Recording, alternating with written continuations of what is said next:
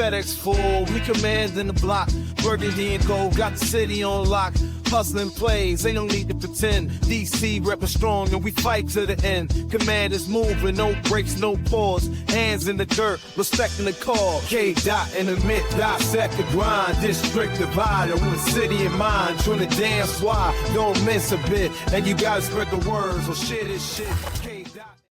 Welcome, everyone, to District Divided, a DC sports podcast, more specifically, a Washington Commanders podcast. I am Amit. That is K-Dot. Thank you guys so much for watching. As you can see down below, I'm just giving K-Dot a hard time here, but we have a great episode for you guys today.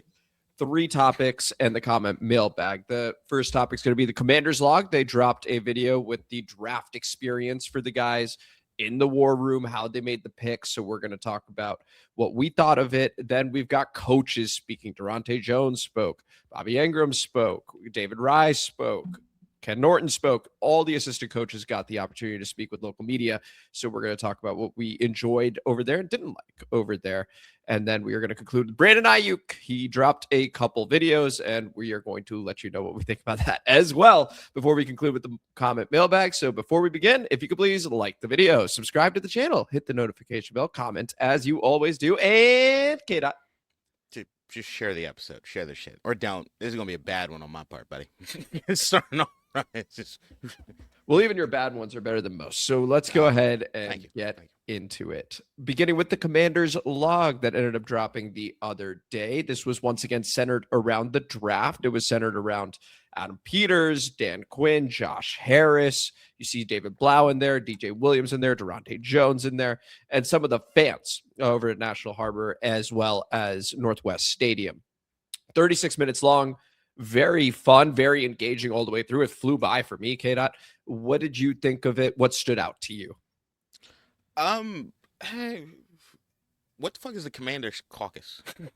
That's I can tell you right now. Yeah, please explain it in detail. What is the Commanders Caucus? All right, so day 3 of the NFL draft, and for those who heard Commanders Caucus and like K-Dot are like, what the hell is this? What it is the scouts get together, and day 3 of the draft, they end up vouching for certain players, and certain players get votes from the various scouts. So when you hear the Joshua Joseph, spoiler, we'll talk about him, ends up with 3 votes, and that ends up being the highest, that means that 3 different scouts vouch for him. Right. And so when he was the pick, it's a celebration for the scouts because their voice was heard, it was received, and so it results in the pick. Go ahead, K-Dot. Fantastic. See, and it was stuff like that. Like hearing that was good in the sense of even understand the context. That it seemed like the team was caucusing to have a decision on what player that was there. That was kind of cool.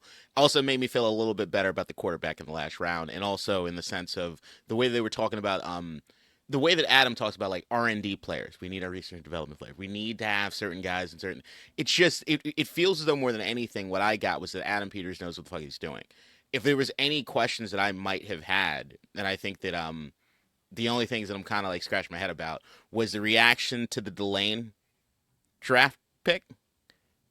That was a little and then does it feel to you as though the coordinators are really, really involved with Adam when it comes to this? Yes, but I think it's before the war room, if that makes sense. So I think all these conversations take place. We don't see the build up to it. We just see the day itself. As you can see, Adam Peters is looking at a screen and he ends up going, this is the highest person on our board. So I think once he then brings them in, although I will say this, what are you supposed to say? When Adam's like, what do you think of this player? You think you go, hey, we got 6 minutes. Nah, you got the other guy. Like, I don't know what you do there.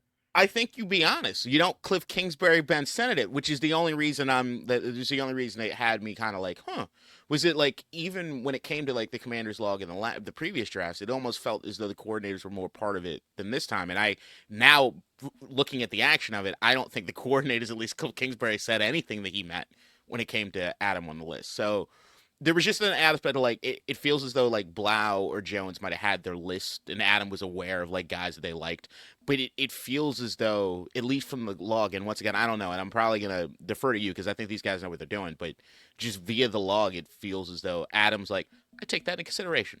And then that's the only part of the conversation. It's like, at the end of it, it's like, hey, you still like this guy? Okay.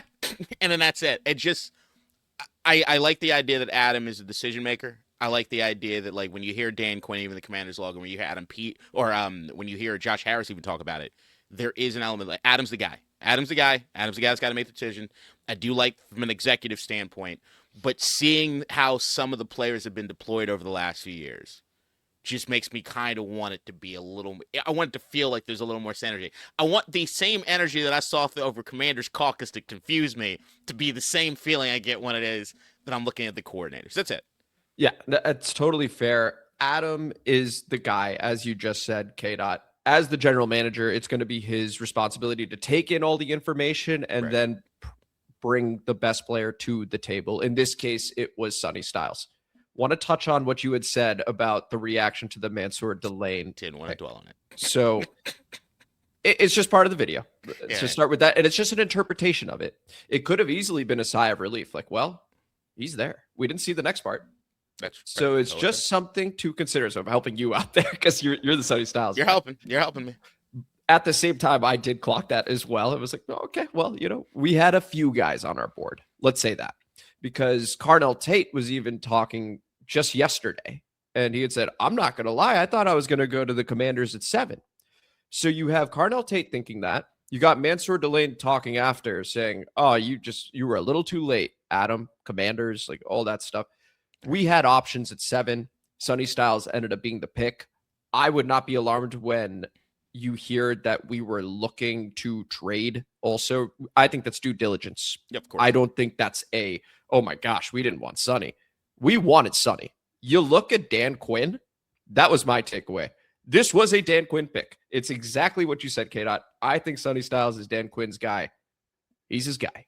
I have not seen Dan Quinn that fired up about anybody short of Jaden in quite some time. Free agent draft. He loves Sonny Styles. So that was my main takeaway is this was Dan Quinn's guy, and Adam, I think, heavily weighed what Dan Quinn wanted there. I think it lines up with what Dan Quinn wanted as well, because you see the relative athletic score.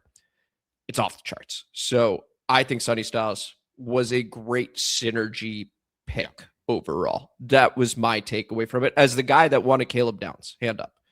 I thought it was a good process overall there. Yeah, it was just on the clock. And I know that, and I saw the comments on, Twitter and stuff. People were, immediately going to it, too. Because it was, it was kind of weird that they left that in.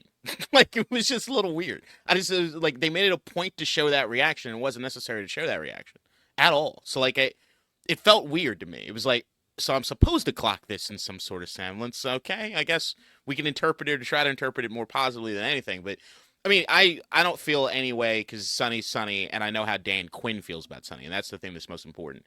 I want Adam Peters to be able to evaluate talent, and if he thinks from a talent standpoint, the only other person that he would have picked other than Sonny might have been Delane, who he might have ranked a little higher. I'm not complaining about that because if I have Delane on this team with what's going on with Trey Amos, I feel good. So, at the end of the day, it's not terrible. But, overall, the rookies, Antonio Williams, instant fall in love with. Sonny Styles is that dude. To see how hyped they were over the Joshua Josephs thing was oh, okay, maybe we do got a guy. And like I said, the quarterback at the end, to cap the episode, was just sort of R&D, we got to research and develop. I don't know what we got, but we want this guy. And it's so many places I want to go with what there's so many things. It was 36 minutes of fucking Commanders log. It was a lot. We'll stick to Joshua Josephs for a moment. Okay. That was awesome.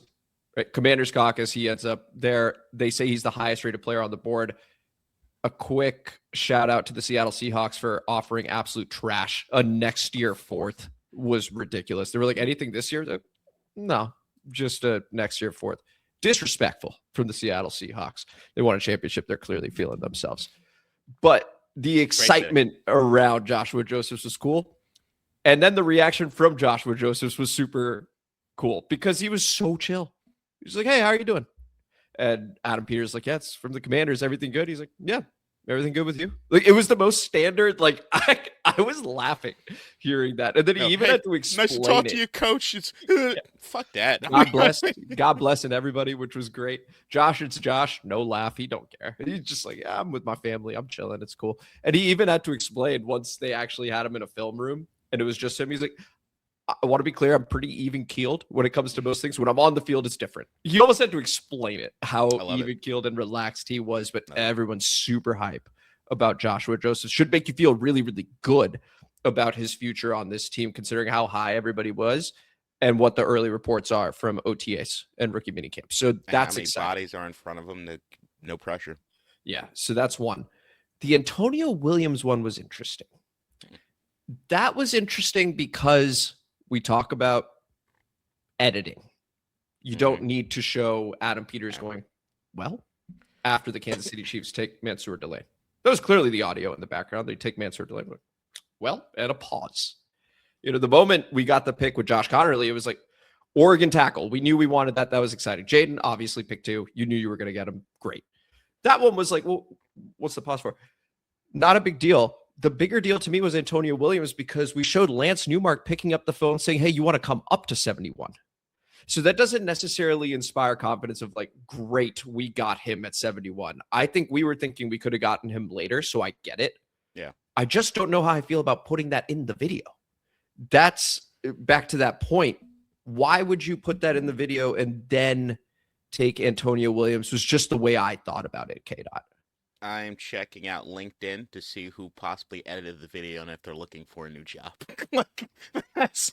It felt weird. There was some stuff in there was like, all right, are they really letting us in behind the curtain? But then there's also like, all right, with the Netflix like quarterback thing, are they more loosey goosey with what they're showing now? Like, I don't know. Like, it just felt like usually things feel a little more manufactured than this. This felt like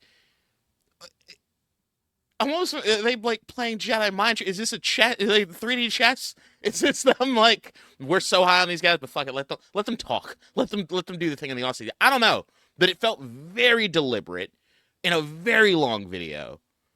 And usually when I turn on a Commander's log, I'm looking to feel good and this, that, and the other. I'm not usually after a Commander's log. We don't usually try to break down like hey, did you read between the lines on this? Or did you read between the lines on that? Because it feels as though the team itself has final say on what is going to be in or in and out of the video. And you take all of it with a grain of salt. Yeah, it was weird. It was just a couple things that were weird. But I don't think it's anything weird enough that you should clock it or be concerned in any sense. It was just interesting. Interesting is a perfect way to put it. I'm not worried watching the Commanders log. In fact, I felt quite good about it. And also, if we'd come off another 12-5 season, are we talking about this? No. We got 12 wins. You think we're worried about the process? I think it's because we just came off the season that we did. Oh, absolutely. That people are, reading between the lines. The Athan Kaliakmanis pick you had mentioned, I thought that was very cool because people are clearly high on him. He's very personable. You can tell from the way he speaks. You can tell from the way he was on the phone. People love Athan. God bless him. I hope he plays 0 snaps this season and the following season. Jaden's just healthy the whole way, obviously. But it was cool to see that. David Blau was super high on Matt Gulbin. You see him do the fist pump? You know who else was high on Matt Gulbin? Go ahead. Sorry, I got to find it. Here we go.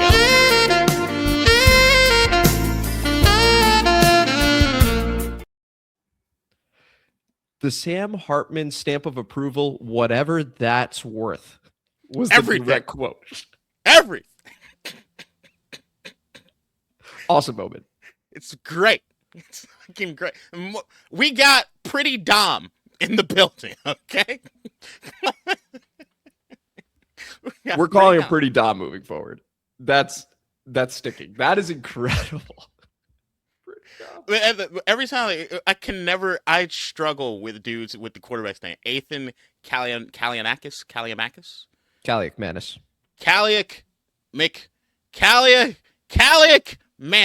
Athan Kaliakmanis. Got it. I got great value Fernando Mendoza. It's our personality. It's the nicknames episode. He's a good guy. Like it's a good guy. He's not putting the extra sauce on it like Fern. But yeah, I like the crew, man. This is a good group. I like this draft class. I think this is like this. It doesn't feel like overhyped. It just feels good to me. I like this class. I really do like this class. I think one of the stars of this was David Blau. And why is because one, the fist pump for Matt Gulbin, I think is a good sign. I like offensive coordinators that are hype for offensive linemen, no matter when they're taken, especially a center that's going to compete for the job. So he clearly likes the character. He clearly likes the traits. And then they called in Darnell Stapleton, offensive line coach. But Blau was the first one to react like that.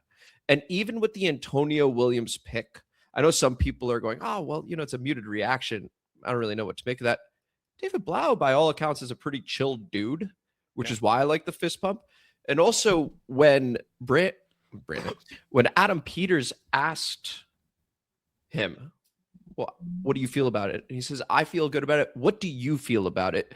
I like that David Blau was getting on the same page as Adam Peters immediately. Whereas with Cliff, it was like, yeah, let's do it. Boom, that's it. And then we never see Ben Sinnott again. So I like the way David Blau is approaching stuff.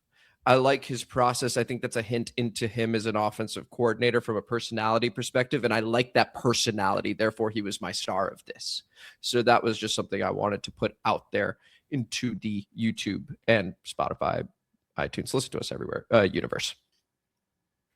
I see. I get.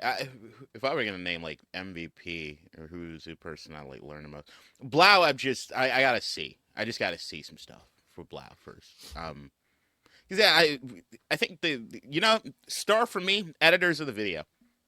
Y'all made some choices, and you gave us stuff to talk about. Right? I want to know why. I just want to know why. Like y'all, whoever did it was like, I like a little chaos in my command. We've never spent this much time talking about a commander's log before. Ever. Yeah, because there were mixed reactions to it. Any final thoughts on it before we move over to the coaches? Can't wait for fucking football. It can't come soon enough. Or at least more Knicks basketball. That blown lead. Let's talk about the coaches. Let's talk about the coaches. You can see Kaytron and I are on other sides of the NBA Finals right now. The coaches are speaking to the media, but it's not just Dan Quinn. It's not just David Blau last week. It's not just Durante Jones this week, offensive coordinator, defensive coordinator. It's also the assistant coaches. You get an opportunity to hear from them, and various local media figures got to speak to them, put it out on video, on audio. So shout out to them. It's awesome to hear from the assistant coaches as well. K-Dot, you can take this anywhere because any number of coaches spoke to the media. Was there anything that stood out to you? Anyone that stood out to you? I'm going to be very boring about this. Number one, I will. All right. To touch on the assistant coaches, I do love the idea that like the theme, and I've said this in previous off seasons, so take it with a grain of salt.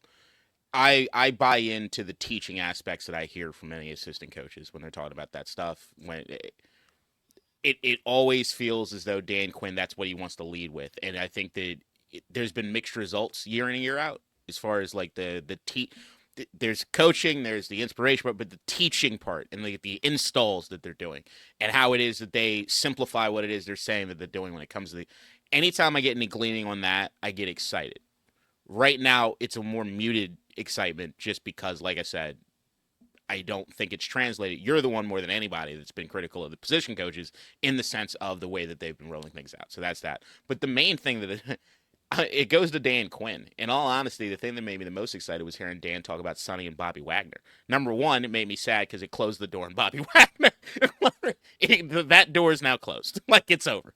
But the idea that, like, even the reporters, like, prefacing in the sense of, we know you don't want to compare, like, Hall of Fame, Bobby Wagner. Dan wanted to. Like, the vibe I got was, like, he wanted to. Like, he had to hold himself back. And the last time I saw him do that was Jaden. That's a good sign to me. So, like, it's one of those things where it's like he's so excited about the prospects of this guy. And I watched that coming off of your least favorite media personality because you're sexist, Mina Kimes, just talked about, like, the X factors on every NFC team. And they could have picked anybody on the team. Terry McLaurin might have been a good choice. No, they picked Sonny Styles. And, like, that's the thing is, like, you start looking at that linebacker group, if you really believe in what it is that's happening, if you start believing the hype as far as Dan Quinn trying not to compare him to Bobby Wagner just to help the kid out, I start feeling really, really good about the front seven on this team. I start feeling super excited about the front seven on this team. And I think that like right now, I think they really like what they got. Secondary, not hearing a whole lot of excitement, but front seven, baby. Woo! Couple things. First, clear my name. Mina Kimes put Dan Quinn on the hot seat before he'd even coached a game over here for year one, and we have a patient owner. I thought I stacked enough after that you wouldn't respond. No. Clear my name, sir. Mina Kimes is excellent, but that moment, I was defending my coach. What'd you want from me? That's one. Two, the coaching staff. You had mentioned Dan Quinn talking about Sonny Styles, Bobby Wagner. A couple things came up for me. So Ken Norton also spoke about Sonny Styles, and he spoke about the linebacking room as a whole. He said, man, it's fast. It's athletic. And he's also muting himself, right? You had mentioned other coaches are muting themselves right now. I think that's smart. We have a new defensive coordinator with a new vision. We have a new offensive coordinator with a new vision. They are doing the right thing. So if you hear muted, that's not a bad thing. In fact, I think it's a tight-knit operation. I like that. That's good. The other, Darnell Stapleton was speaking to ABC7. Shout them out. Really, really good interviews. I believe her name is Natalie Spalla. I don't know how to say her last name, but she's great. Had asked about Nick Allegretti. Don't want to presume him to be the starter. What do you think? Darnell Stapleton opened this up to 3 players.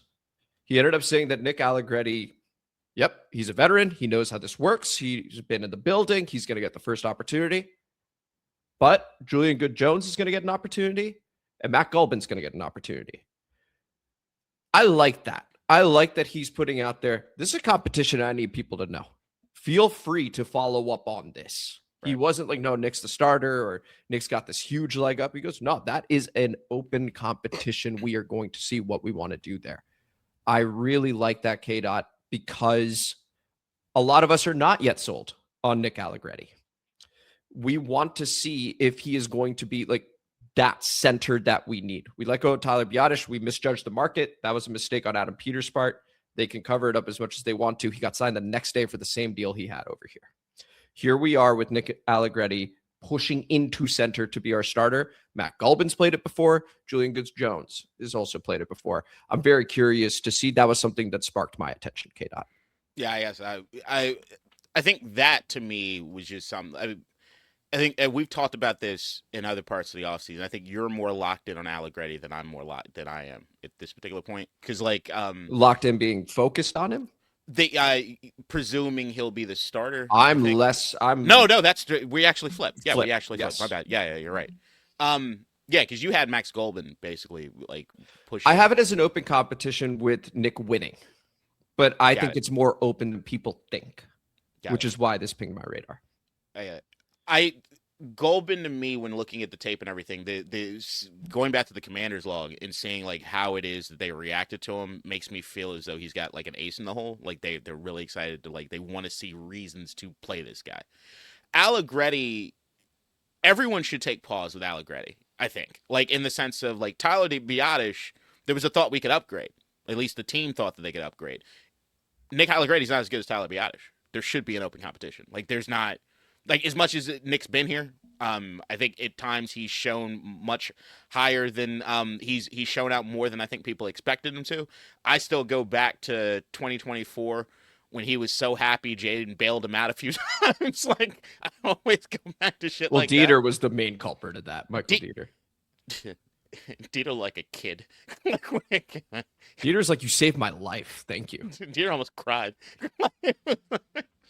But there should be an open competition. But in the way that they've always talked about it as far as any positions groups here is that no one's set in stone. I mean, I think going back, the only people that I don't think it needed to be said was like Bobby Wagner and Zach Ertz. Like, just don't say anything. These guys are locked in. But beyond that, it should be an open competition for everybody. Everybody, especially Jaden, because they got Kaliakmanis. What do they call him? The Greek rifle or something like that? I don't remember what they're calling him right now. But I'll come up with a nickname. Well, you did. Great value, Fernando Mendoza. All right. I did come over though. Yeah, on the spot. Something else that I clocked was just how good maybe smooth talker or good communicator David Rye is. For those who do not know who David Rye is, he is now our pass game coordinator on offense. He was our tight ends coach last season. And so I was hearing him speak once again to ABC7, thought it was a good interview. And then I was like, well, he's a little too good at communicating. Let me go ahead and see an interview from last year to see if he was gassing up Ben Sinnott. And we were just getting lied to. He didn't. 5 minutes with JP Finley. He talked about Zach Ertz and he talked about John Bates. That was it. Whenever JP Finley, we saw it. We should have seen it coming because whenever JP Finley tried to move the conversation to Ben Sinnott, he'd be like, yeah, and Ben's going to develop. And so is Lawrence Cager. So is Colson Gankoff. And then he would immediately pivot back to, here's what our offense does. This is with Cliff Kingsbury. We've got a primary run blocker and we've got the guy that is on the field that everyone knows we're throwing the ball to. That's Zach. He straight up said that. He just kept talking about Zach and John. So that is a coach we should continue to look out for, K-Dot, in terms of when he speaks. As of right now, I'm going to watch a little bit more. I think he's telling you the truth. Okay. Can you send me that link to last year? I will, because it was like, oh my gosh, if we had just seen that, expectations are set. Cliff Kingsbury a long time ago. We would have known. Yes, exactly. So I wanted to clock that to help inform this. He is a great communicator. He was very, very impressive to me. He, as a pass game coordinator, they were asking him, like, what exactly is that? Right? A pass game coordinator. And he was like, yeah, no problem. Here's what it is from a high level. David Blau has a vision for the offense. Our job is to execute it. Let's start there. Now, the offensive line is going to have a certain leverage. That is going to affect how the quarterback comes out of the pocket. Then his footwork matters. We are trying to rehearse a 3-second play to perfection. We're kind of like a ballet. That is the way he painted the picture. And I hadn't heard it like that before. And it was really neat to explain, quite literally, the coordination of the pass game and why the assistant coaches are important. Why the offensive line coach, Darnell Stapleton, needs to get his job right. Why DJ Williams, the quarterback's coach, needs to help with the footwork. All of it made total sense because of the way he spoke. It was very clear. And I think he's got a bright future in this league because he's also honest. So I was very, very impressed with David Rye, K-Dot. I just got to say, fuck ballet. Go Timothy Chalamet. Go New York. Go New York. Go. I did not see the David Rye interview, but it sounds like I got to now. Fabulous, man. I'll send it to you. I'll put a link for you guys as well watching. Yeah, I think that right there is your golden nugget, ladies and gentlemen, as far as today. Homage has found gold for us. Because, yeah, if that's true, I'm kind of angry. I don't like that at all. But then it also makes me think that I want to hear him now because I want to see what it is that he's thinking. To me right now, more than anything, I just want to glean how things are going to be different than what Cliff was doing. It's not that I have great faults of what Cliff's doing. I just don't. It feels as though it wasn't as comprehensive. There wasn't the synergy needed across all lines. Not everybody was bought into what Cliff was doing, it seems. And I need to know who was and who wasn't. It feels as though if you came back, you knew that this things needed to be adjusted and you're willing to do the adjustments. Otherwise, I think that if you respect Cliff and what he was doing, maybe you walk away. So, yeah, I just want to see the differences. I just want to see, like, is the Ben Sinnott thing with Dave's thinking, or is it because he knows Cliff's not playing him? Well, that's where it gets interesting, right? Because when and this is where I'm putting the puzzle pieces together, the moment he said we're putting David Blau's vision, right? We're trying to work on that. I would assume he had the same thought last year. We got Cliff's vision. Yeah. This is what we want to be able to do. Good soldier. So, yes, exactly. Good soldier. I think that's what that was. And he had also, once he had said, we have 2 tight ends. We've got the primary run blocker and we've got the pass catcher. He had even said Ben Sinnott is going to be a pass catcher. They weren't about to move off of Zach. They weren't about to rotate Zach. Zach's the dude. He was second in targets in 2024. He was going to be the security blanket again. I think it created no room for Ben Sinnott to be able to develop properly on game days. Maybe during the week, sure, but on game days, nope, that was Zach's position. And now it's Chig's, depending on what the offense looks like, right? Yeah, I think you know what my biggest takeaway is? That's a boring boring ass usage of tight ends in 2026. That's my fundamental what David thing. Blau wants to do, right? My fundamental thing is like, if that's what, like, I could see that's what Cliff was doing, and that's what one of my fundamental issues with it was. I always thought that they had more room to do something with the second tight end, because we knew that Zach wasn't getting yak. So like, yeah, if you had that hard, steadfast rule as far as what you were doing with tight ends, fuck you, Cliff. Yeah, you got to watch this David Ryan interview from. I have to. It was, and it's just 5 minutes. It was great. It was very illuminating. I was like, oh, we need to listen to these way more often. They really just tell you exactly what's maybe that's the thing. Maybe that's the new segment going in the year is like, it's not listening to the offensive coordinator, the defensive coordinator, or head coach. If any position coach made it, we do coach speak. Well, what I discovered is that with offensive coordinator, defensive coordinator, there's simply too much to discuss. Oh, yeah. There are too many components for just a 15 minutes once a week. But the other guys are literally working with 5 players at a time. So they can get into the nitty gritty for these guys. But also the coordinators get into the politics. Like it's you get the head coach about, you're starting to clock what it is you're saying, how you're saying it, because you're thinking about the overall message. You might be in the room for those meetings. Position coaches probably ain't having that meeting about how it is that we're going to communicate and what it is to say and not say. You're going to get some guys that are most loose. And it sounds like Dave there just wants to chat. I'm telling you, it's worth hearing him speak as the season progresses, however much they're allowed to while the season's progressing. This tends to be the time when they can. Any other thoughts over here, K-Dot, from the coaches? Nope. Let's go ahead and talk about a potential wide receiver for the Washington Commanders, currently employed by the San Francisco 49ers, and to me will be for a little while here. Brandon Aiyuk, who is one of Jaden's best friends, and the feelings mutual. They're very tight, which is why it sounds like Brandon Aiyuk wants to come over here. He released a couple of videos via socials talking about the situation with the San Francisco 49ers cryptically, but then a bit more explicitly the second time around. K-Dot, did you see both videos? And if so, what did you think of them? I didn't care. Not even like a little bit. It doesn't worry you. It doesn't.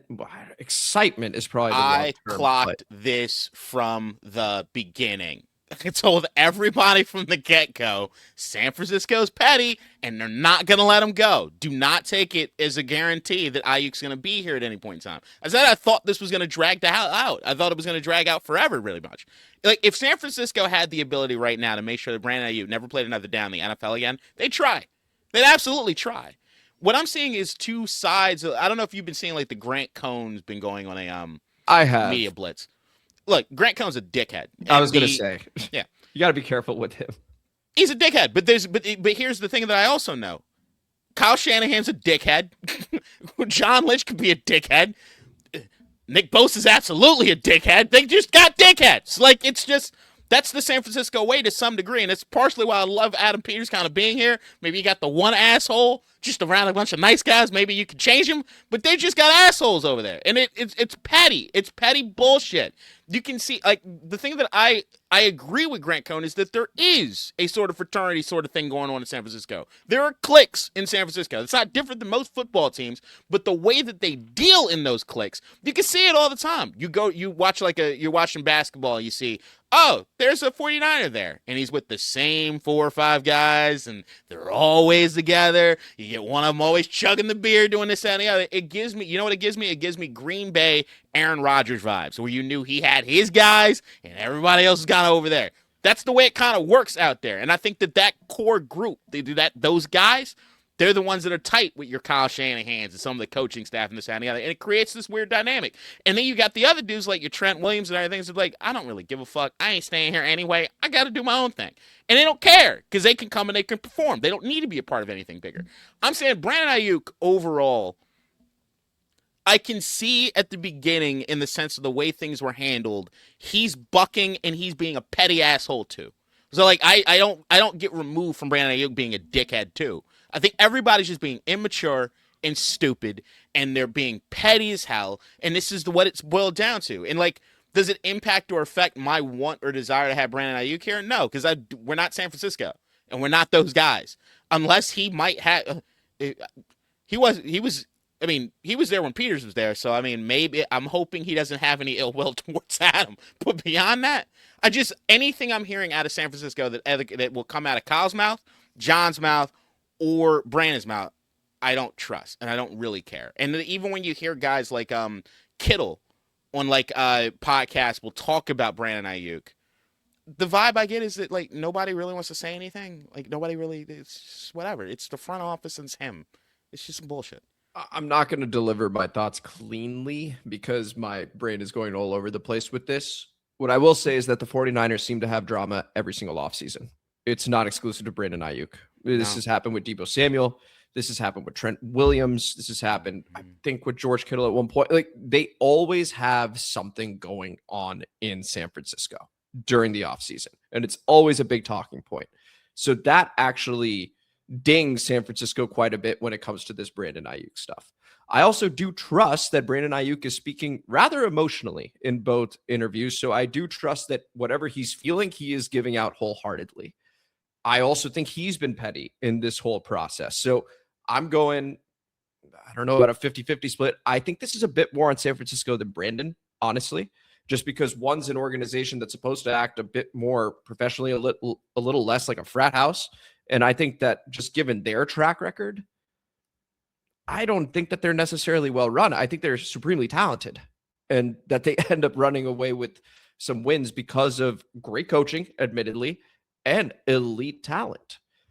Brandon, what's interesting about it is I think that watching those two videos, putting together what Nick Wagner said with John Keim, he's the ESPN beat reporter for the San Francisco 49ers.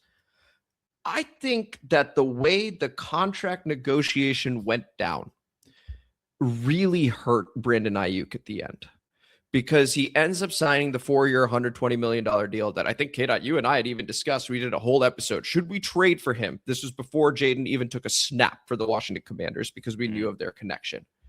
He ends up signing a 4-year, $120 million deal with the San Francisco 49ers when they apparently had the framework for a trade with the Pittsburgh Steelers.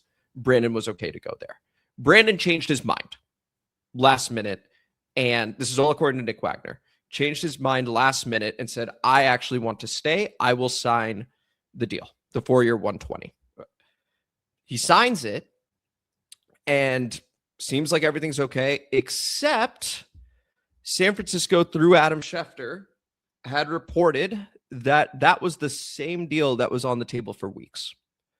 And I think that rubbed Brandon Aiyuk the wrong way because it made it look like he was holding out, and at the end, he was soft. He gave in, and the Niners wanted that last little dig of, we always had that on the table. This is not our fault.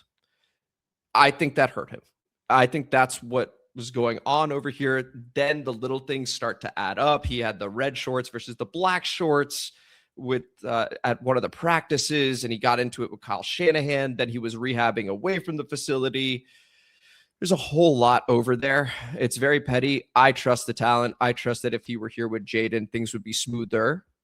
But I also do have cold feet now because something I'm worried about, sorry, this is very long-winded, but something I am now worried about is wide receiver negotiations in the offseason. What is that going to look like with Adam Peters, who ended up trying to give Terry a different deal than Terry thought he was worth? Wide receivers are notoriously different. I think the way that Adam Peters views the position is different from the way wide receivers view the position. So I am fearful of, let's say Brandon plays well. Like he comes over here, he gets released, he plays well. Great. He's going to want a new deal because odds are he's coming here on a new, fresh 1-year prove-it deal. What's that going to look like? Are we going to go through something like this? I don't know. It just makes me nervous, K-Dot. That's where I'm currently at after seeing these two videos. I think I separate a couple things out. As far as like the blame game and the share of the pie and all that crap, I just think everybody's being petty. I just think everybody's being a petty little bitch. I agree. And that's why it's like I give it up to everyone. Like I don't trust organizations or businesses to make the right call. Like I don't give San Francisco that, especially an NFL organization.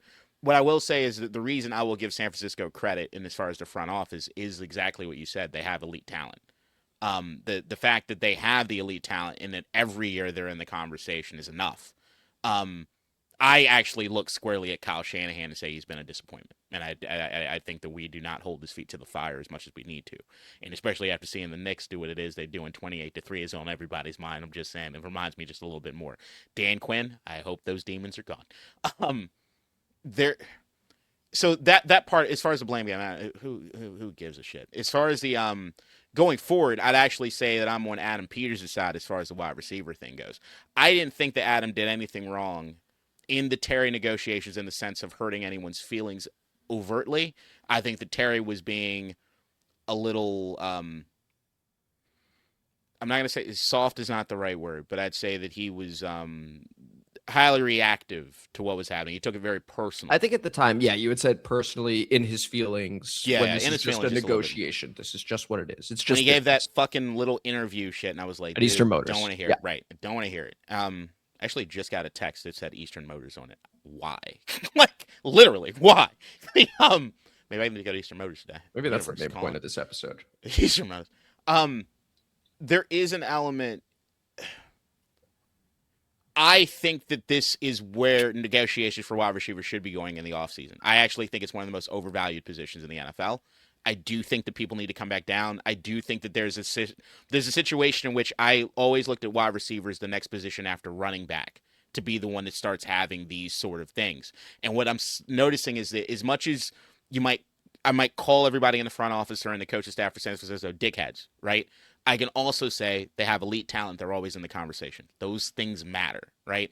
And I also think that when you look across the league at some of the most well-run franchises, they don't have a lot of good rapport when it comes to wide receivers, or they end up paying certain guys. Like, that's the one position it seems that they can't figure out exactly, and there seems to be a lot of friction, or at least they overpay for certain guys from a talent standpoint just to have them. Like, wide receiver seems to be the position. I don't think the league itself has caught up to where it is the valuation of wide receivers needs to be compared to where it is you're getting production-wise for some of these younger receivers compared to the veterans.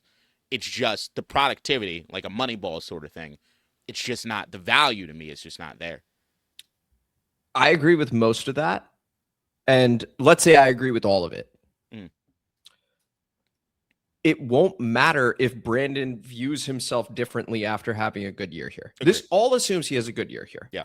So it will automatically create friction, correct? Because Adam is going to view it in your estimation, of my estimation, correctly. But that's my thing. I think that's okay. And I do think that it's the thing that we always say, and when it comes to the agents and when it comes to the players, it's players, don't you dare talk to the fucking team. You got an agent to take care of that, and your agent's job is do not sour the relationship between the player and the team. Like, this is supposed to be one of those things where it's like, I just think the receivers are taking things personally that they should. This is the business part of it. I just want to say that I think this would then be a unique situation because this isn't just Terry and the team. Where does Jaden fit into this? Right? That's his boy, right? Like, all of a sudden, is Brandon getting more money than Adam's willing to give, right? And then you run into a situation where maybe to keep Jaden happy, you need to keep Brandon happy. And that can potentially conflict with what he feels is best. I think it can get messy because of Jaden's relationship with Brandon. That's what I'm saying. This is unique. I'm fast forwarding a year after a great year, just to be clear. So I'm doing a whole lot of stretching over here over probably nothing. Okay, but I'll tell you this. If it's a great year, not a good year, a great year this year, if Aiyuk comes over here and it's a truly great year and Jaden takes off, I don't think you can overpay for Aiyuk. $30 million a year. You don't think you could do it? Not if you got Terry that's got to go and you look at the rest of the wide receiving room, and if nobody else is doing what it is supposed to do, you have to overpay at that point. Like, I think at that point you're desperate. So, like, it's a gamble, yeah. But like the Jaden piece, I'm sorry, but if I ever came to a standpoint in which Jaden was taking some stand because Aiyuk was feeling some sort of way, then it's going to change my opinion on Jaden Daniels. Like, from a human level, I love loyalty, I love all this stuff, but you're a quarterback, and this is the business part of it. It's the job, and like, you got to be able to move on from this shit. So, like, yeah, if that's going to be the case, and if that's going to be a concern, I'm not concerned about that with Jaden. I can't be. Like, because to me, it's like to have that concern with me that I think less of Jaden as a professional. So, yeah, like, no, I'm let's see. I'm a little concerned about it just because of how close these guys are, and I haven't seen really anything close. quite like this before. So for me, I am a little bit nervous. As high as I am on Jaden, as professional as I feel Jaden is, I think You just don't want to how put him in a close these situation. two are. I just don't know. No, here's the thing. You wouldn't wish it on him. Right? Of course Like, not. right. This is not something like you don't want a situation which Brandon has. Let's say he comes there and he puts up like 1,100 yards and 9 touchdowns. It's a good year. Oh, unbelievable year. Yeah. I'm not gonna go unbelievable. Like, No, you it see would what be, the considering he Rams didn't are play doing. much last year, and he would need to then, by the time we get him, it's going to be late Fair enough. August. Yeah. But if that's the case, and Adam Peters is like, yeah, we can move on. And then Brandon's in Jaden's ear. What's the team doing? Like that, yeah. But then I would say that you're a fucking asshole, and you don't need to be here. Like if there's ever any sort, like that to me is like if it ever gets down that road, the way I'd feel about the parties involved would make me want to wash my hands of everything. And that's just me. I like, in all honesty, like if it came down to that with Jaden Daniels, if let's say that year is not 1,100 yards, it's 500 yards and 4 touchdowns, and now we're talking about paying Aiyuk wide receiver 1 money here, and Jaden's causing a hissy fit, or he's in the next TikTok video with Aiyuk, I'm done. Like I'm out. Because that to me is like, you've got to now prove yourself again to me, because that's a bridge too far. It's like what J.J. McCarthy did this offseason, kind of rubbed me the wrong way. I'm not cool with it. You had every opportunity to do it better than you did, and you didn't. And I'm like, I got to call you out for this shit. It's like, that would be bad. That'd be really, really bad. Yeah, fair enough. And we will see what ends up happening with Brandon Aiyuk, obviously. As of right now, under contract with the San Francisco 49ers on that 4-year, $120 million deal. One of the things he had mentioned was these guys are stupid for paying him $50 million, but they have also gotten rid of his guarantees. I know the moment he said that, I was like, oh my God. That's such a dumb thing to say. Yeah. The other one, I was like, okay, I am glad he's airing out a little bit, albeit cryptically. The second video, I was like, oh no, that's not a great look. I will never understand that shit, man. He is going to, if you want the Washington Commanders to sign Brandon Aiyuk, you are begging him to show up for training camp. That's what you're doing. Because if he starts getting pinged $50K a day for missing, the Niners will have no problem holding on to him. If he starts showing up to training camp and he's doing whatever, then the Niners like, oh, we just don't even like that he's here and we can't find him. And it becomes trickier for the Niners to hold on to him if he shows up to training camp versus if he doesn't. Does this put any onus, do you think, on Adam Peters to put together a trade package of value? No, absolutely not. It does not. Because then you're trading for that contract. There's an option bonus for $24 million on September 1st that would reactivate for us because the Niners voided it, but then it would sort of unvoid or whatever the term is. Doesn't make any fucking sense. There's a lot. I've been reading a little bit about it. So no, do not trade for Aiyuk. I anticipate the Niners will ultimately release him. It's just going to be a bit. That's all. Any final thoughts here? Come October 1st, 2026, is Aiyuk in burgundy and gold? Yes, I think so. You? I think it's up in the air. I really do. All right. Well, I think it's up in the air, but I think under my head, I'm going yes. October. I'm going to say no. Okay. Just to spice it up. I like that. I think trade deadline, maybe.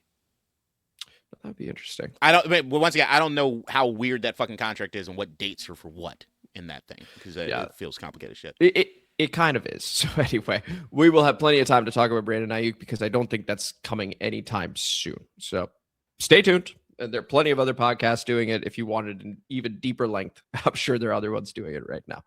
But for now, we move over to the comment mailbag featuring an intro I know close to nothing about. Pick A or B? B. Quick one. And now the District Divided Comment Mailbag. Thank you as always for that intro, K-Dot. Beginning with Martin Collins. Shout out. Asia is a very football savvy young lady who is so analytical about our favorite team. She would be a perfect guest. This is the time we can be optimistic. So I got to say, Renell Winchester also had mentioned and finally dropped the exact YouTube handle. Watched a little bit. She is very, very good. She's growing very fast too. I think would be an awesome guest. Heck, maybe we need to the speed she's growing, maybe we need to be guests on hers or something like that. K-Dot, your reaction, is this time to be optimistic? Yes. We continue with Martin Collins, who goes, how can you forget Diami in the 2024 playoffs? He was outstanding. I'm liking Traylon Burks as well. I still think Brandon Aiyuk will be a Commander. So those are Marty's thoughts on the wide receiver room. K-Dot, how are you feeling about the wide receiver room? Are people sleeping on the Diami Brown connection with Jaden Daniels from the 2024 playoffs? People are sleeping on Diami Brown, including us too, because every time that we talk about receivers, we don't talk about them until the end. We're like, oh, we forgot about Diami Brown. So yes, naturally, it's happening. No, I will never forget the 2024 playoffs, but I think what everybody's trying to figure out is that what was that? Like, and is that going to continue? Is that not? I can't imagine it just goes off without a hitch. Maybe they can get back to that point, but I think everybody's also not trying to put way too much stock in it. Because if you look at the wide receiver room just on paper right now, you just got to say that there could be improvements, and we got to wait and see on some things. That's it. So here's Command the Stands, who goes, did they say Luke is the odd man out at wide receiver, with a crying, laughing emoji? I did. K-Dot, do you feel that Luke is the odd man out? Because I know I said that, and I'll explain why in just a moment, but what do you think? No, I can't go that far. Even if you start looking at the numbers and things, I think that what ends up happening is the more and more where it is that Luke's safety blanket or not is where it is you're hearing more about what they're doing with Antonio Williams. That being said, I actually think Luke has more versatility than I think people give him credit for, being he's a scrappy, intelligent, hardworking receiver, aka white boy. Here's who I view as safer on the roster right now to make the team. Mm-hmm. Okay. So Terry McLaurin goes without saying. Antonio Williams, you're not cutting a 3rd round pick fresh off of this draft. I would go based on what we're hearing right now. Traylon Burks, he's lined up as wide receiver 2.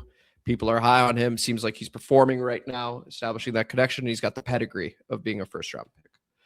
I would also go Jalen Lane as of right now. I don't think Jalen Lane would be the odd man out between him and Luke McCaffrey. He's entering his 2nd season, and he has shown value in the punt return game. He had a couple touchdowns over there. Special teams matter for something, and I think they like him as a receiver. And then the guy we're sleeping on, Diami Brown. That one's going to be close between him and Luke, but if we're truly sleeping on him, I got Diami over him.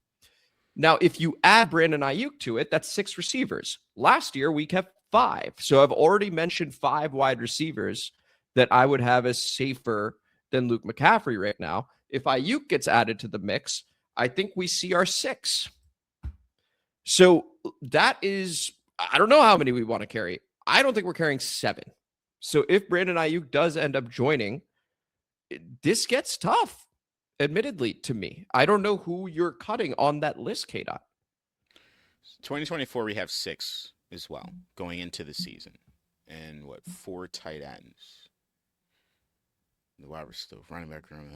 I would say that I can absolutely see somebody being here, but maybe being deactivated on Sundays or practice squatting, I guess to some degree, but And I think that if somebody like Luke McCaffrey went to the practice squad, he gets picked up by somebody else. He would absolutely get picked up by somebody.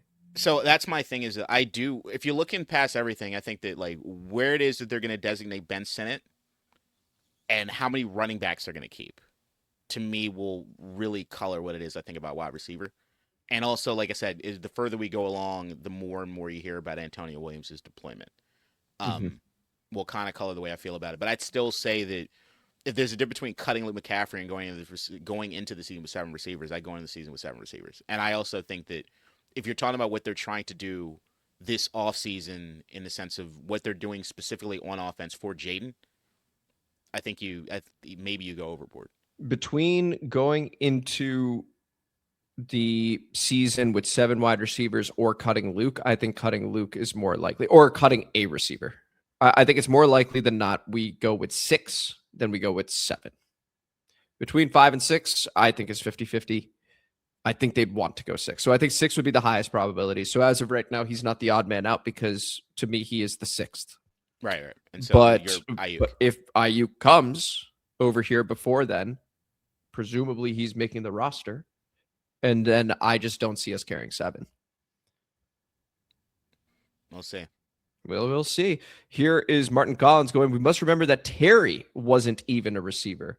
Jay Gruden liked him, gave him a chance, and he's never looked back. Terry scored against the Eagles' first game of the season and Terry's first game. So Terry was a receiver. So I'm trying to figure out what Martin Collins meant by that. But maybe like a wide receiver 1 wasn't considered a first-round receiver. Maybe it was a first-round receiver. Not sure. But that's just a comment if you want to react to that. Otherwise, I'll continue, K-Dot. Yeah, I have no idea what you're saying. Yeah, here's Marty again going, I'm like you guys, a little apprehensive about our cornerbacks and a legitimate number 2 receiver. Oh. We don't eat spaghetti out of the box, so let them cook it a little. K-Dot, your reaction.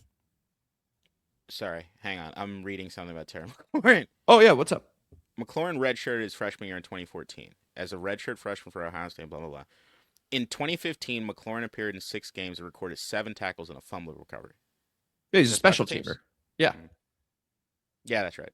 Yeah, I saw that and I was like, did I have a stroke? Did I forget? No, he worked his tail off to get on that field on offense as well. Yeah. That Ohio State team. Sorry, that's all I was thinking about.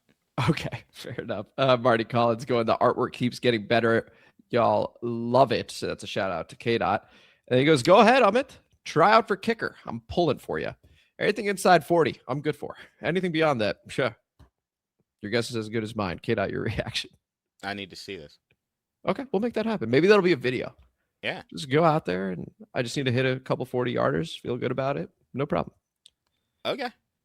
Marty Collins will also go, if the OTA are any indication of how we'll be this year, I don't know about you guys, but I'm feeling very optimistic about this upcoming season. OTAs have concluded, and the vibes seem to be much, much better than last season's vibes, around this time, which is good. Now, the training camp is going to be very telling because a lot of people said that was a bit more chill. We've also got a mini camp next week that some teams are canceling. I don't think Dan Quinn has any intention of canceling. We've got 3 days of that. So we're going to get a little bit more info over there. Kid, out your reaction. It seemed like you had a reaction when I said the vibes this year are better than last year. No, I heard a noise upstairs. Oh, okay. Well, then please continue. Go ahead. Nothing that comes out of the OTAs is really going to get me to change where it is I'm feeling, unless there's an injury. Rennell Winchester going, I'm feeling pretty positive about the receiving group. Besides Traylon Burks, who I'm very excited for, Antonio Williams, De'Ami Brown, Van Jefferson, who's very fast, and others. I didn't even mention Van Jefferson. I would have Luke over Van Jefferson. That's why I did not mention him. In the wide receiver room, we also have Chig Okonkwo and Rashad White to support Jaden Daniels. Then maybe we could get Brandon Aiyuk for the end of season run. That could work out well. I think we have a lot of potential. The question I'm still hearing, though, is will this be enough? K-Dot, will it be enough? For what? A solid run. Will it be enough to support Jaden?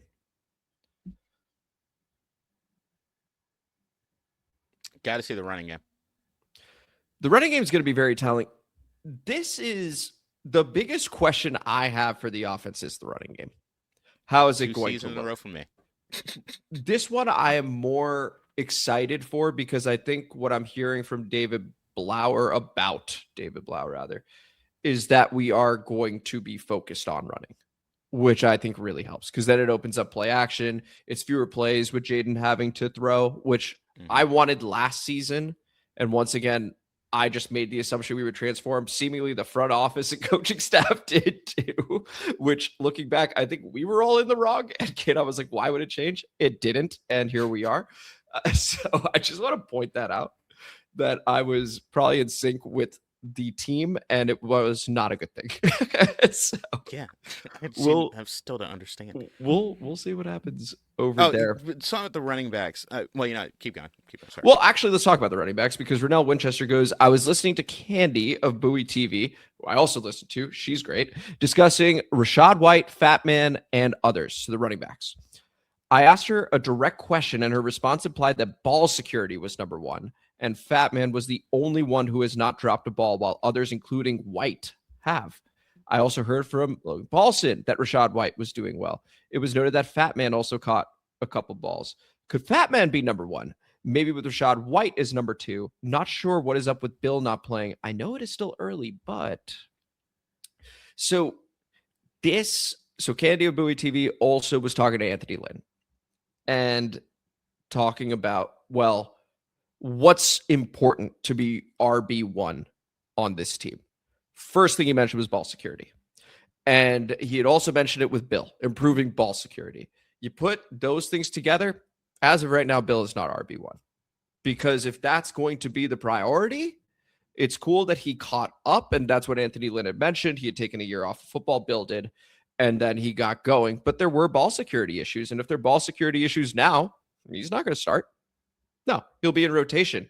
And I get the feeling that Kaytron Allen, a.k.a. Fat Man, is going to be involved quite early on. That would suggest so, assuming he holds on to the ball still in fumble at Penn State. So I think there's a reason people were pretty excited about him. He is secure with the football, and he has a ton of carries, all-time rusher at Penn State. This isn't just a guy that averages 6-7 yards a carry that's exciting, shifty, etc., and then fumbles. That's sort of what Bill was. Kaytron's just the steady, boring, gets you 4 yards, hard yards, and then helps set up the offense. I think that's what we're looking at. Go ahead, Kaytron. Who is this? I've been riding around in rental car trying to lay low. I'm a real soldier boy, I really play with Draco. The whole gang about the hood and put them on the payroll. Having flashbacks of being a...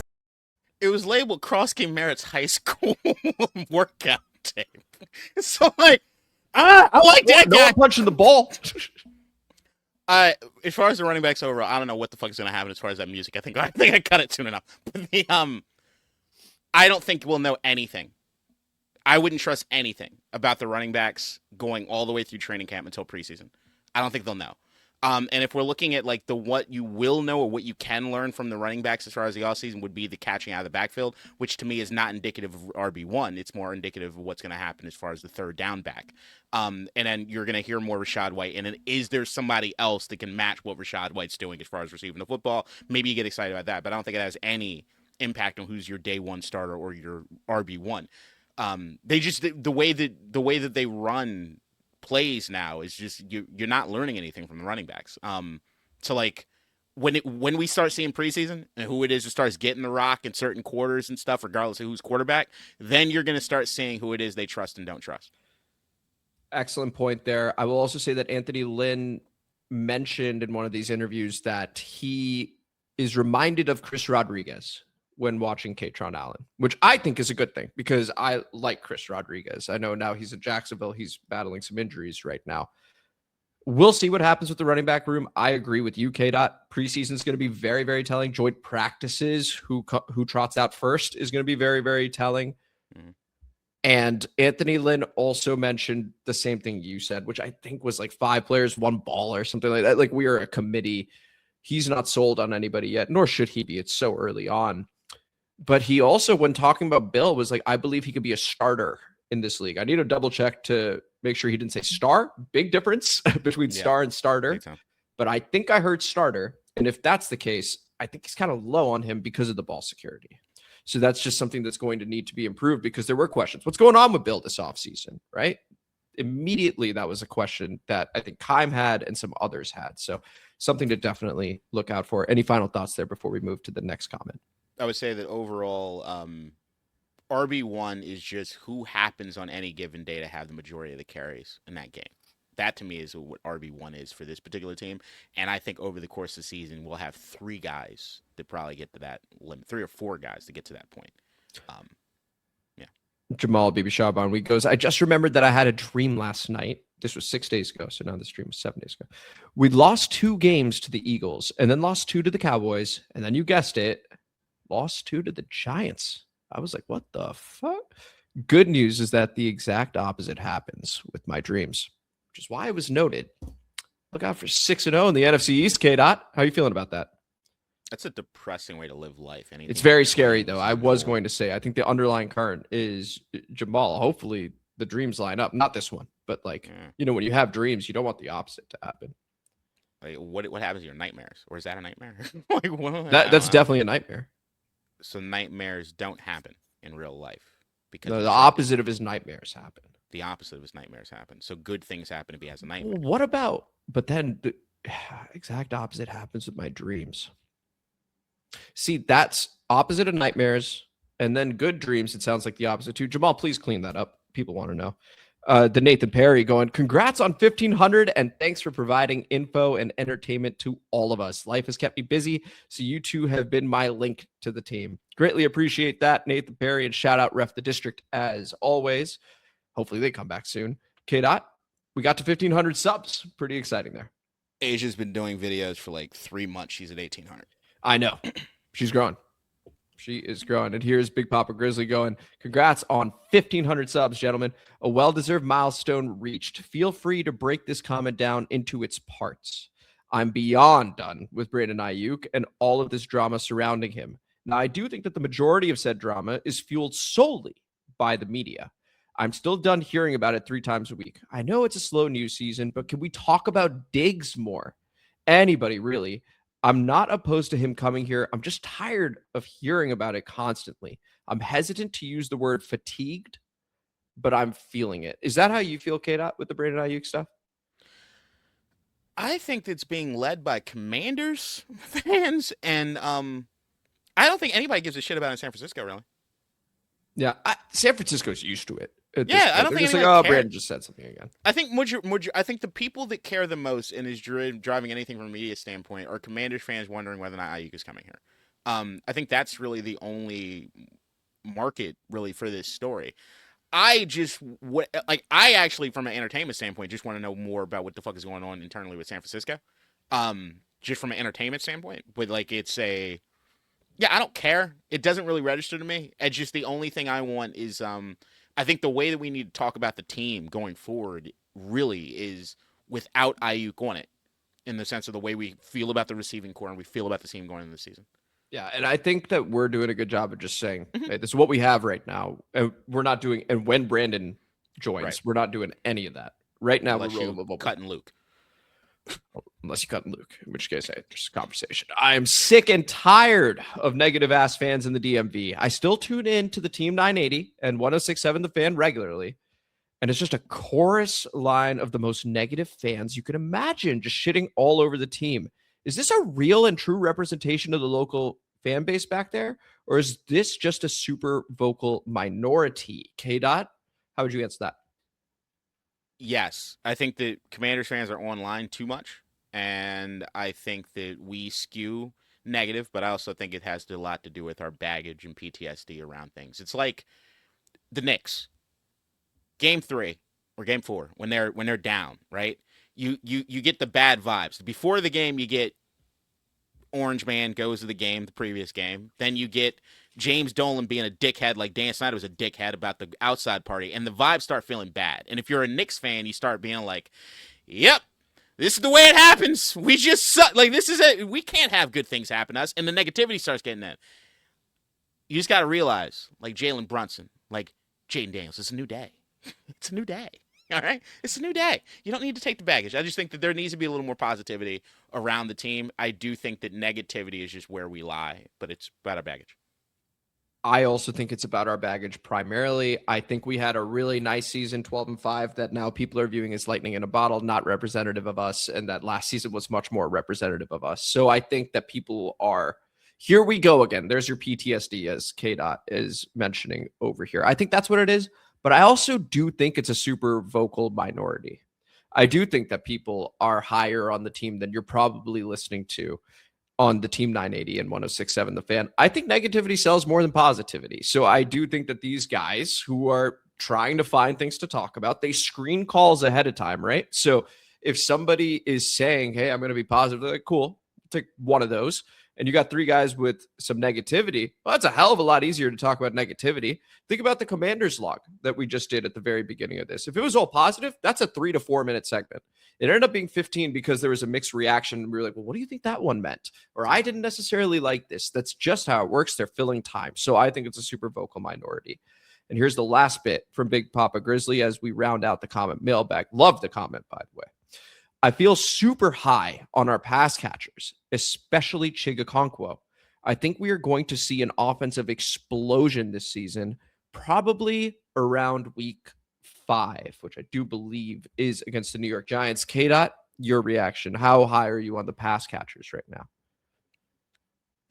I mean, we've beaten dead horse. To be determined, there's some things to be excited about, but really they need to prove it to us. They need to prove it to us sustainably. The only person that you can say, there's literally only one person on the roster in which you can look at and say, I have no questions. And if you do want, you could have a question in the sense of age, but you probably not yet. Is Terry McLaurin is the only one you could say has absolutely nothing. To the last comment real quick, because I know we got to get out of here. Yeah. I appreciate everybody that watches this podcast because I fucking hate sports podcasts. Like the negativity in the shit. That's why I can't consume the product. I don't watch ESPN. I don't watch Fox Sports. The shit is terrible. Like it's bad. It's just bad vibes, man. I just feel like if you go your life without it compared to having it, it gets much easier to do without. Like there's so much other good content out there compared to some of this shit. Everybody just needs to be negative. And radio is fucking dead. It's dead. I love radio. It's not what it used to be. It's definitely not what it used to be. In some respects, it is also, but in a lot of ways, it's not. It is not what it used to be. I'm high on the pass catchers as well. I know we've been talking a lot about, when Brandon joins is going to be great. We've speculated that, and we've talked about Antonio Williams being a 3rd-round pick. Entering the draft, are we taking Carnell Tate? Sounds like the team was high on Carnell Tate. I think what we are supporting Jaden with from a tools perspective is as good as anything he's had since being in the league, truly. And I know that sounds kind of strange, right? Even K-Dot's reaction was, what do you mean? Like, I just don't think the bar's low. I think the bar's low. Yeah. Because we had Terry McLaurin, who is excellent, continues to be excellent. He's a couple years older, so you got to discount him a little bit, and he's coming off an injury-riddled season. So you get that. Chigakonkwo, I view as an upgrade to Zach Ertz. I don't know about other people, but I think that's an upgrade. He's 27. We're going to be 27 come time for the season. That's great. Then you got Traylon Burks, who's going to be 26. It's his second stint. Seems like he's taking it seriously so far. I like that. Antonio Williams, 22. De'Ami Brown, 26. This is as young a unit as he's had in his career. If you look at the other guys, it's, okay, we're trying Luke McCaffrey. It's working a little bit, but not really, but we'll see. Then it's Jalen Lane working a little bit. We'll see. If you want to throw Antonio Williams into that bucket, you are more than welcome to do so. And in fact, I'll encourage it. Go ahead and do it. But that still leaves you with a hungry Traylon Burks, who, once again, it sounds like he's taking advantage of the opportunity so far. A guy that everyone's sleeping on, including the two of us that K-Dot has said, De'Ami Brown, who we believe has a connection with Jaden that will continue, and Chigakonkwo, who is as athletic a tight end as he's had in his career so far. And then the question is Terry truly back? He's brought the vibes at minimum. Is he going to be able to still be that wide receiver one that we all know he can be? I like what's around him. I do. And so we'll end up seeing what happens over there, kid. You still could potentially add a 28-year-old Brandon Aiyuk to this mix.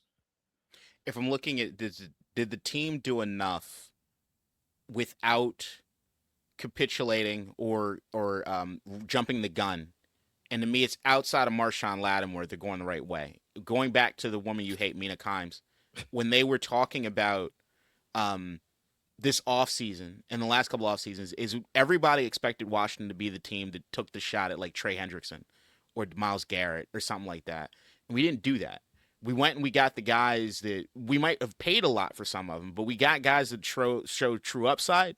We got guys that are at that right age, and we got guys that you're taking the right chances on that you can get out of situations on because they still have some sort of value. To me, we are doing right by Jaden. We are doing right by Jaden. And if they honestly did think that Cliff was setting him up for failure and they pivoted away from that, as stupid as I think it is to hire Cliff in the first place, if you were worried about that, they're at least addressing it. So, I really do think from the very beginning they have done everything they can do to help Jaden Daniels. I think the only two things you could say is the jumping the gun on Marshawn Lattimore and the miscalculation as far as Terry McLaurin missing training camp and what that meant. Beyond that, I think it's been lockstep. I think they're doing enough. Yeah, and this offseason in particular, they needed to address the defense, and they did. Yeah. So now there's depth on defense. We'll see how talented it is overall, but they have addressed it, and they have attempted to add talent in Sonny Styles. A bet, I'm not even a gamble, a bet in Odafe Owe, right, who is coming of age at the right time. Yep. For his athletic prime, 4 years, $100 million. I like that move. I like a lot of the moves that they've made defensively so that the offensive pressure is less.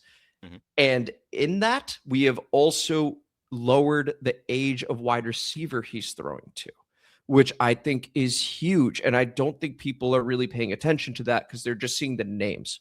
Did you know who Olamide Zaccheaus was before Jaden's rookie year? I don't know. He's 27 at the time. Like, there are players that can play in this league. You just haven't heard of them yet, or they haven't had a chance to make a name for themselves yet. K-Dot even mentioned it when we were talking about other receivers prior. Or like, he doesn't view wide receiver as a position you need to pay top end, right? So I think we're building the right way. And just because you haven't heard of them yet doesn't mean you're not going to be singing their name and praises come season time. So this was the show. This was District Divided, a DC sports podcast, more specifically, a Washington Commanders podcast. Thank you guys for listening. I am Amit. That is K-Dot. And if you enjoyed the episode centered around the Commanders log, the coaches speaking, Brandon Aiyuk, and the comment mailbag, please like the video. Subscribe to the channel. Hit the notification bell. Comment as you always do. And K-Dot. Share this shit. It's got the official Sam Hartman seal of approval. Share this shit, whatever that's worth. And so we lot. will see you guys next Friday, 2 p.m. as we always do. So until then, take it easy, everybody. Have a good week. Hot damn! Hot! In DC, we're just hoping that you listen.